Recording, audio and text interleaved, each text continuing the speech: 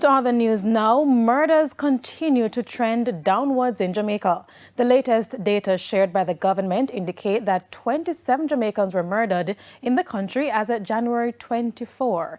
The figure represents a 55% decrease in murders so far in 2026 compared to the same period in 2025. The government says while the figures are encouraging, peace is the aim.